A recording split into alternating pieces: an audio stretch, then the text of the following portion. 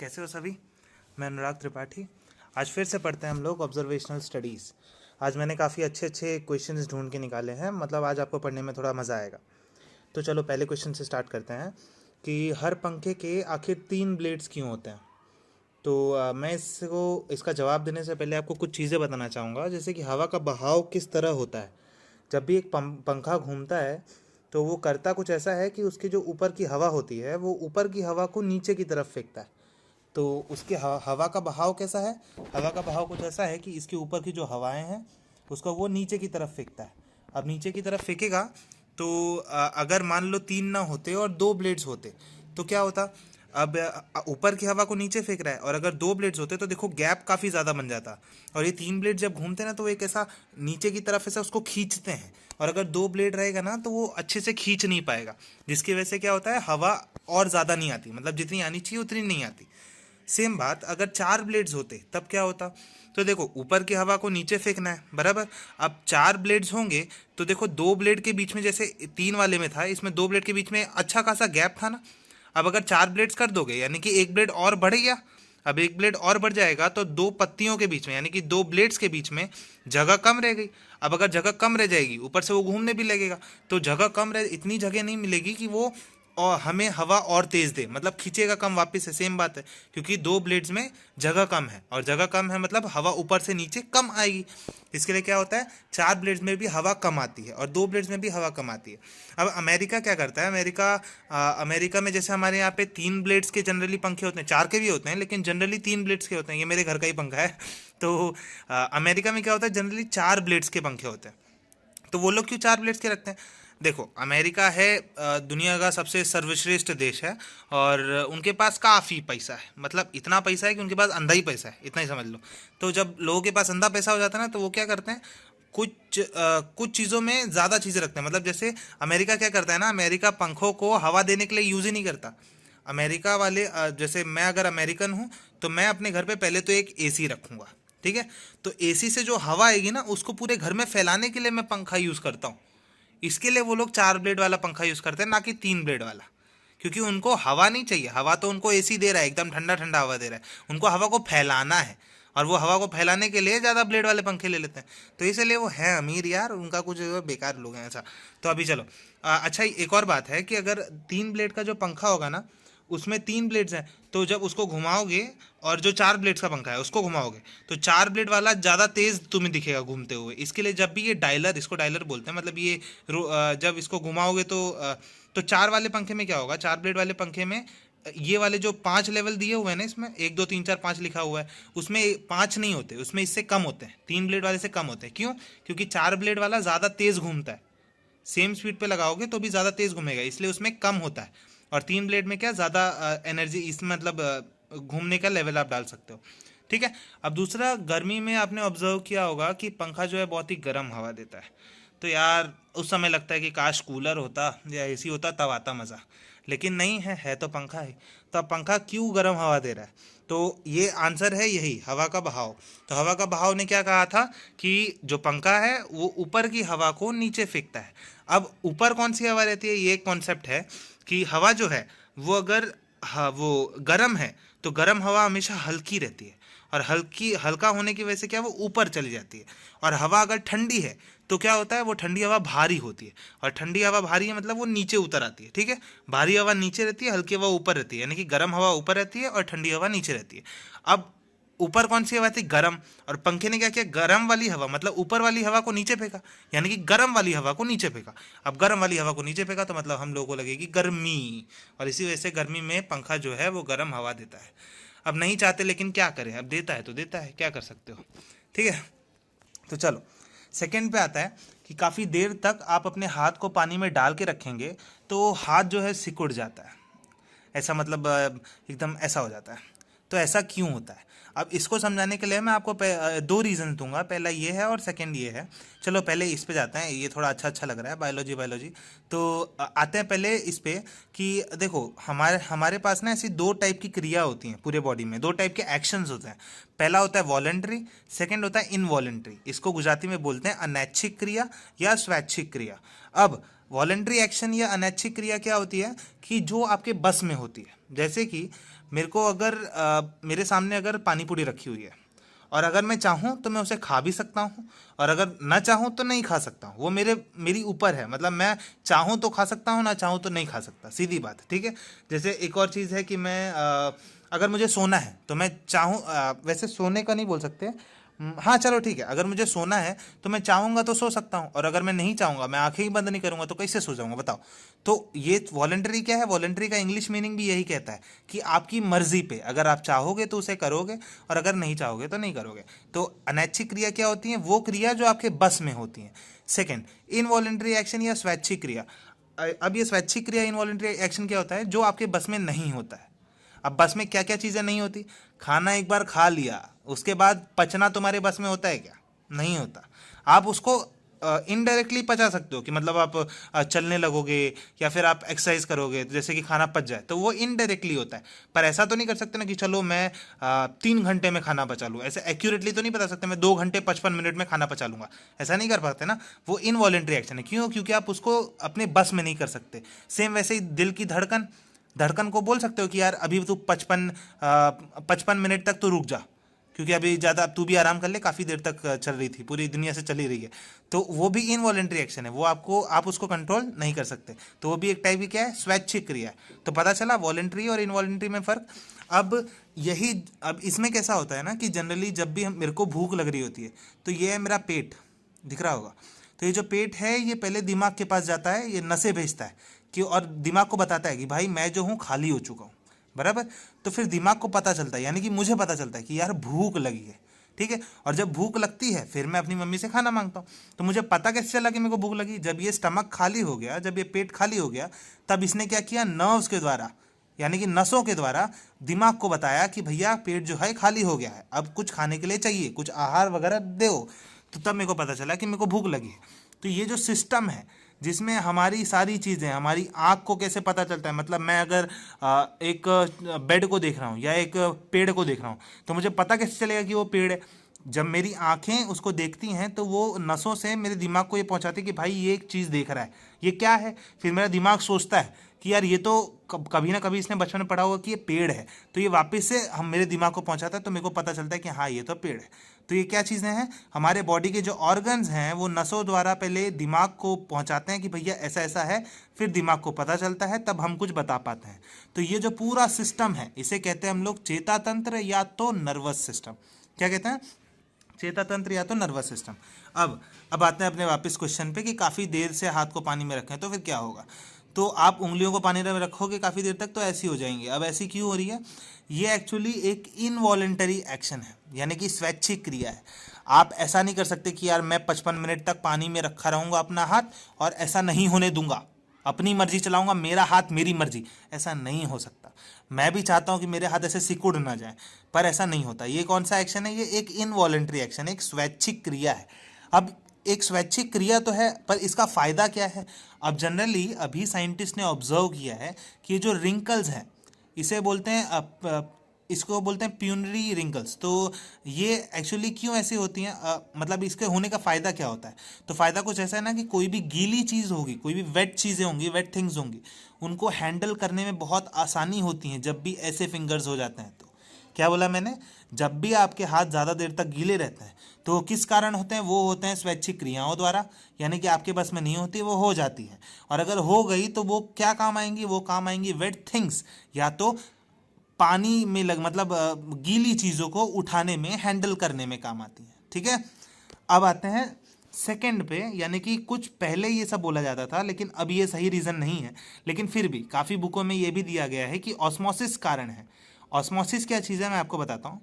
जैसे देखो ये जो ये गोला गोला लाल लाल गोला दिख रहा है ना, ये है नमक, ठीक है। और जो ब्लू गोला है ये है पानी, ठीक है। तो अब मैंने है ना एक पार्टीशन बीच में कर दिया, जो आपको पानी इधर उधर कर सकता है, वो पार्टीशन एक जाली रख दी, ऐसा समझ लो, ठीक है। तो अब दोनों साइड मैंने पानी बराबर डाला, लेकिन एक साइड मैंने नमक ज़्यादा डाला और एक साइड कम डाला। अब क्या भाई, इधर एक नमक को इतना ज़्यादा पानी दे रहे हैं और इधर इतने सारे नमक को इतना सा पानी दे रहे हैं, तो ऐसा चलेगा नहीं। यानी कि पानी जो है वो छन्नी द्वारा इधर से इधर चला जाएगा, क्योंकि सारे नमक को बराबर पानी मिलना चाहिए। तो ये यहाँ से पानी जाएगा इस तरफ। अब इस तरफ कैसे आता है, ये सेमी परमिएबल मेम्ब्रेन द्वारा, ये बस छन्नी है, छन्नी जान लो बस, ठीक है। तो पानी क्या हुआ, कम नमक वाले से ज़्यादा नमक वाले के पास गया, तो एंड में क्या, और वो रुकेगा कब, रुकेगा तब जब सारे नमकों को इक्वल पानी मिले। ठीक है, तो इस प्रोसेस को बोलते हैं ऑस्मोसिस। अब इसको इधर लागू करते हैं, तो इधर ऐसे लागू करेंगे कि हमारी जो स्किन है, हमारी जो चमड़ियाँ है, ये चमड़ी जो है ये है सेमी परमिएबल मेम्ब्रेन, यानी कि छन्नी। हमारी चमड़ी क्या हो गई, छन्नी। और जो पानी है वो है मतलब बाहर का मीडियम, और हमारे अंदर जो है वो खून है। अब देखो यहाँ पे समझ लो खून है, यहाँ पे समझ लो पानी है। अब खून में भी पानी होता है और पानी में तो पानी है ही ठीक है, तो खून में जो पानी होता है वो कम होता है ये पानी के द्वारा, पानी के कंपैरिजन में। तो अब यहाँ पे कम है और यहाँ पे ज़्यादा है, तो अब क्या होगा, पानी यहाँ से जो है यहाँ पे अंदर जाएगा, तो क्या होगा, पानी जो बाहर था, जो बाहर जो पानी था जिसके, तो वो क्या होगा, वो अंदर जाएगा। ठीक है, तो इसकी वजह से ऐसा हो जाता है। ठीक है, पर ये अब वो कैंसिल कर दिया गया, अब ऐसा होता नहीं है एक्चुअली, क्योंकि अब ऐसा था कि एक बार मान लो पानी सोख भी लिया तो वापस क्यों वो नॉर्मल हो जाता है, तो इसीलिए इसको बाद में बदल दिया गया। चलिए, अब तीसरा क्वेश्चन आता है कि चलते वक्त हमारे हाथ क्यों हिलते हैं। तो भाई ये मैंने कुछ अच्छे अच्छे लोगों की फ़ोटो डाली है। तो ये हैं शाहरुख सर। शाहरुख खान हमारे बॉलीवुड के किंग ऑफ बॉलीवुड कहलाते हैं, और ये मतलब वर्ल्ड्स बेस्ट एक्टर हैं बाय गूगल। तो ये भी देखो, ये बहुत फेमस फिल्म है इनकी कि ये रईस में चल रहे हैं और चलते वक्त इनका हाथ जो है वो भी घूम रहा है। तो चलते वक्त हमारे हाथ क्यों हिलते हैं, चलते वक्त इनके हाथ हिल रहे हैं। ठीक है, तो ये भी है एक स्वैच्छिक क्रिया। स्वैच्छिक क्रिया यानी कि इनवॉलेंट्री एक्शन, ये भी एक इनवॉलेंट्री एक्शन है। यानी कि जब भी हम चलते हैं, हमारी बॉडी चलती है, तो हमारी बॉडी बहुत बड़ी है, तो इतने बड़ी बॉडी जब चलती है ना, तो अपने आप ही वो मतलब उसे कोई ज़रूरत नहीं होती, वो अपने आप ही हाथ को हिलाने लगती है। ठीक है, वो हमारे बस में नहीं होता। अगर हम चाहें तो उसे बस में कर सकते हैं, लेकिन उसको चलते वक्त उसका हाथ का घूमना वो हमारे बस में नहीं होता। वो अपने आप स्वे करता है, वो अपने आप स्विंग करता है, वो अपने आप हिलता है, एकदम पेंडुलम की तरह। जैसे क्लॉक में पता है, देखा होगा, ऐसा पेंडुलम होता है जो ऐसे ऐसे ऐसे ऐसे करता है। सेम वैसे ही तरह हमारा हाथ जो है वो ऐसे ऐसे करता रहता है। ठीक है, तो अब ऐसा क्यों होता है, ये है एक स्वैच्छिक क्रिया, पहला मैंने बताया। ठीक है, अब ऐसा हुआ कि इसका कारण ढूंढना था। तो पहले ये तो बता दिया कि चलो स्वैच्छिक क्रिया है, इसकी वजह से ऐसा हो रहा है। अब सेकंड ढूंढना था कि मान लो जैसे पीके में आमिर सर ने या आमिर खान ने हाथ को हिलाए बिना पूरे मूवी में वो चला था, तो अगर मान लो साइंटिस्ट ने क्या किया कि चलते वक्त हाथ को रोक कर रखा। ठीक है, चलते वक्त एक बार हाथ को रोक कर रखा जैसे आमिर खान ने किया था, और एक बार चलते वक्त हाथ को जैसे हिलाया जैसे शाहरुख खान या हम सब करते हैं। तो आखिरी में क्या हुआ कि जब हम लोग हाथ को रोक के रखते हैं, यानी कि हमें जोर लगाना पड़ता है हाथ को रोकने के लिए, क्योंकि नेचुरल मूवमेंट क्या है कि हम हाथ को हिलाएं, लेकिन हम लोग नेचुरल मूवमेंट के अगेंस्ट जा रहे हैं, हाथ को रोक रहे हैं। और अगर हाथ को रोक रहे हैं यानी कि कुछ ऊर्जा जा रही है उसमें, कुछ एनर्जी उसमें वेस्ट हो रही है, तो हमारी एनर्जी वेस्ट हो जाती है ऐसे हाथ को रोक के रखने के लिए। इसलिए हमें हाथ को रोक करके, इसलिए हमारे हाथ को रोक करके कोई भी क्रिया नहीं होती, चलते ऐसे ही स्वे करता रहता है। वो स्वे करने में कोई भी एनर्जी नहीं जाती। जब बॉडी हिलती है तो वो अपने आप ही करता है, वो स्वैच्छिक क्रिया है, उसमें कोई भी किसी भी तरह की ऊर्जा नहीं जाती, किसी भी तरह का एनर्जी यूज नहीं होता। अगर आप उसे रोक के रखोगे तो आपकी एनर्जी जाएगी। तो भाई सीधी बात है, मेरे पास अगर 1000 जूल की एनर्जी है तो मैं यार 1000 जूल खेल करके या पढ़ करके इस्तेमाल करना ज़्यादा प्रीफर करूंगा। ये मैं ऐसा तो नहीं चाहूँगा कि यार 1000 जूल में से 500 जूल में अपने हाथ को रोक के रखूँ। पुराने डब्बे वाली टीवी की चलते वक्त फ़ोटो खींचें तो बहुत सारी लाइनें आती हैं, क्यों? तो पूरा आपने देखा होगा कि वो जो डब्बे वाली टीवी होती थी पहले, वो जो CRT बोलते हैं, जिसको कैथोड रे ट्यूब बोलते थे, उसमें जब भी आप फोटो खींचते हो ना तो उसमें ऐसे लाइन लाइन लाइन लाइन आता था। तो ऐसा क्यों होता था मैं बताता हूँ। इसमें क्या है, दो चीज़ें हैं, पहला तो हमारी आंखें और दूसरा कैमरा। ठीक है, तो इसमें कैमरा जो है वो हमेशा मूवमेंट्स कैप्चर करता है। क्या करता है, एक कोई भी मूवमेंट होता है, जैसे आप टीवी चल रहा है तो टीवी में पता है आपको, अभी आपको नहीं पता होगा लेकिन मैं आपको बता देता हूँ कि टीवी ऐसे लगातार जो स्क्रीन में आपको दिखता है वो एक्चुअली लगातार नहीं होता। वो ऐसे एक बार लाइट फेंकता है, फिर रुकता है, फिर लाइट फेंकता है, फिर रुकता है, फिर लाइट फेंकता है, लेकिन रुकने का टाइम इतना कम होता है ना कि आपको लगता है कि वो फेंके जा रहा है, एकदम कंटिन्यूस चीज़ें चली जा रही है। लेकिन एक्चुअली में क्या होता है कि उसमें टाइम गैप होता है जिसमें वो रुकता है, लेकिन रुकता ही इतना कम है कि नहीं दिखता। तो ये क्या है, फास्ट मूविंग चीज़ें जो हैं वो आंखें पहचान लेती हैं। जैसे कि अगर वो चल रहा है, टीवी चल रहा है, तो हम लोग साफ तरीके से देख सकते हैं। लेकिन कैमरा वो नहीं पहचान पाता। उसे उसे क्या, मूवमेंट कैप्चर करना आता है। आप कैमरा को क्लिक करोगे, एक फ़ोटो क्लिक करोगे ना, तो वो जिस तरह था वो उसी तरह क्लिक हो जाएगा फ़ोटो। तो उसमें क्या होगा कि कुछ कुछ जगह पे वो लाइट फेंकी गई थी बाय टीवी, पर कुछ कुछ जगह पे छूट गया था, तो वो लाइन लाइन लाइन लाइन आ जाता है। बराबर। अब उसको ना समझ में आया हो तो मैं ये बताता हूँ। जैसे ये गुब्बारा है, ये फोटो है, ये फोटो कैसे खींची गई है कि ये देखो, ये जो हाथ है ना, इसने ये पूरे गुब्बारे को पकड़ के रखा था, लेकिन जब इसको फोड़ दिया, जैसे इधर से इसने बल लगाया और फोड़ दिया, तो जब फोड़ा तो क्या हुआ, ये बलून इस तरह आ गया, और ये जो पानी है देखो, ये फोटो खींची गई तस्वीर है। तो ये हम लोग आंखों से क्या इसको फूटते हुए देख सकते हैं, यानी कि फास्ट मूविंग सीन्स हम देख सकते हैं, लेकिन हम मोमेंट कैप्चर नहीं कर सकते। जैसे कैमरा ने इस मोमेंट को कैप्चर कर लिया, फूटते हुए गुब्बारे को, जब वो जस्ट फूट ही रहा था तब उसको क्लिक किया तो उसको कैप्चर कर लिया, लेकिन आंखें ये कर नहीं सकती। ठीक है, कोई आंखें मोमेंट नहीं कैप्चर कर सकती। ये जैसे बस फूट ही रहा था तब इसने फोटो खींच ली, हम ऐसा अपने दिमाग में फोटो नहीं खींच सकते। ठीक है, हम चीज़ों को देख सकते हैं मगर उसकी फोटो नहीं खींच सकते। तो भाई, तो क्या आंखें कुछ नहीं कर सकती इस मामले में? हाँ, आंखें करती हैं। जैसे कि आप एक काम करना, जैसे इंडियन रेलवेज में जो गाड़ियाँ हैं, जो ट्रेनें हैं, वो अभी जो नई ट्रेनें, जैसे वंदे भारत एक एक्सप्रेस है, वो काफ़ी तेज़ चलती है। तो उसकी जो स्पीड है वो मान लो 200 मीटर पर सेकंड पे चल रही है, 200 किलोमीटर पर आवर पे चल रही है। ठीक है, तो 200 किलोमीटर पर आवर यानी 1 घंटे में 200 किलोमीटर तय कर रहा है, यानी कि काफ़ी तेज़ है। अब क्या करना, वंदे भारत की खिड़की पे जाना, यानी कि ट्रेन की खिड़की पे जाना और फोटो खींचने की कोशिश करना। होगा क्या कि आपका फ़ोन जो है वो देख ही नहीं पाएगा कि हो क्या रहा है, क्योंकि वो इतना तेज़ चल रहा होगा, वो इतना फास्ट मूविंग सीन है कि फ़ोन जो है वो ब्लर हो जाता है। जैसे कि आप खुद भी देखो, आप सीनरी या तो हिला सकते हो या तो अपने फ़ोन को हिला सकते हो, बात तो सेम है। आप फ़ोन को हिला के देखो, एक जगह फोकस नहीं कर पाएगा ना, एक जगह फोकस नहीं कर सकता वो, तो क्या होगा, फ़ोन को हिलाओगे ना तो वो फास्ट मूविंग सीन हो जाएगा, तो उसकी वजह से वो एक जगह फोकस नहीं करेगा, यानी कि वो फिर से मूवमेंट मतलब वो फोटो नहीं खींच पाएगा। तो आंखें क्या करती हैं, आंखें फास्ट मूविंग सीन्स को देख सकती हैं। मैं तो भाई ट्रेन के बाहर जो सीनरी है उसे साफ देख पा रहा हूँ कि भैया वो मंदिर आ रहा है और चला जा रहा है, पेड़ आ रहे हैं और चले जा रहे हैं, खेत आ रहे हैं और चले जा रहे हैं, लेकिन मेरा फ़ोन को मैं ट्राई कर रहा हूँ कि देख पाए और एक फ़ोटो खींच ले, तो भैया फ़ोन वो नहीं कर सकता जो आंखें कर सकती हैं, यानी कि फास्ट मूविंग सीन्स जो आंखें देख सकती हैं वो फ़ोन नहीं देख सकता। और सेम बात, जो कैमरा कर सकता है, यानी कि जो फ़ोन का कैमरा कर सकता है वो हम नहीं कर सकते, यानी कि हम मोमेंट कैप्चर नहीं कर सकते, लेकिन एक कैमरा बखूबी कर सकता है। चलो अब लास्ट क्वेश्चन। हाँ, तो आजकल के नए जो नल हैं उसमें कुछ ये लगा होता है या ये लगा होता है जिससे पानी जो है वो ऐसे झाग झाग सा आता है या तो ऐसा आता है। अब नए नलों से झाग वाला पानी आता है, तो उन नलों को इस तरह क्यों बनाया गया कि वह झाग वाला पानी दें? तो ऐसा हमने क्यों लगाया? पहली बात तो ये जो लगाते हैं नलों में इसे बोलते हैं एरेटर। क्या बोलते हैं? एरेटर। अब मैं इसको बताना चाहूँगा कि ऐसा क्यों होता है। ये पानी का बहाव कुछ ऐसा है कि ये देखो, यहाँ से पानी आता है और ऐसे बाहर चला जाता है, लेकिन बीच में ये जो है, ये यहाँ पे ये लगा होता है, एरेटर लगा होता है। ठीक है, यहाँ पे एरेटर लगा होता है। अब एरेटर करता क्या है, यहाँ पे देखो कुछ कुछ छेदे हैं, मतलब कुछ कुछ होल्स हैं, तो होल से पानी तो बाहर निकल आता है, लेकिन अगर होल्स हैं तो कुछ कुछ जगह भरी भी हुई हैं, तो जहाँ जहाँ भरी हुई है वहाँ से पानी रुक जाता होगा। और यहाँ पे भी सेम बात है, देखो यहाँ पे तो बहुत ही कम होल्स है, तो अगर कम होल है यानी कि पानी क्या धारा के रूप में आ रहा है। जैसे ये सिर्फ सर्कल में है तो ये सर्कल की धारा के रूप में आ रहा है। तो इससे क्या होता है, इसका कुछ मतलब नहीं है, ऐसा कुछ साइंटिफिक रीज़न नहीं है, लेकिन हम करते इसलिए हैं क्योंकि देखो पानी जो है बहुत कम है।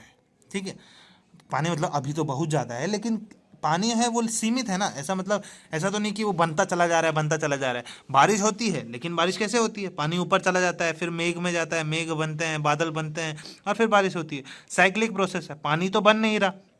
ठीक है, तो पानी का बनना बहुत मुश्किल है, और पानी अगर हम लोग ऐसे ही यूज़ करते रहेंगे, ख़राब करते रहेंगे पानी को, तो पानी एक दिन जाके करके ख़त्म हो जाएगा। और हम लोगों को पानी का अगर वेस्टेज कम करना है, जैसे कि अगर मेरा हाथ जो है वो गंदा है और मेरे को अगर उसको साफ़ करना है, और अगर वो 5 ml पानी में साफ़ हो जा रहा है, तो भाई मैं अपना वो पुराने वाले नल को पूरा खोल करके उसमें 50 ml क्यों बहा दूँ? जब मेरा 5 ml में साफ़ हो जाता है तो मैं 50 ml क्यों बहाऊं? तो इसीलिए ये एरेटर यूज़ करते हैं। इसमें क्या होता है कि काफ़ी ज़्यादा पानी को रोक देते हैं, तो जब पानी को रोक देते हैं तो कम पानियों को छोड़ते हैं, यानी कि जितना चाहिए उतना ही पानी आएगा। जितना साफ़ करने के लिए अगर 5 ml चाहिए तो 5 ml जितना ही पानी फेंकेगा, उसके बाद फिर क्या आप उसको रोक सकते हो। बल्कि आप अगर वो पुराने वाले नलों में करोगे, उसको एक बार चालू करोगे तो फटाफट 50 ml पैसे ही फेंक देगा। तो आपको क्या करना है कि पानी के बहाव को कंट्रोल करना है, पानी के बहाव को क्या करना है, कंट्रोल करना है। और कंट्रोल करने के लिए हम हम इस एरेटर को लगाते हैं।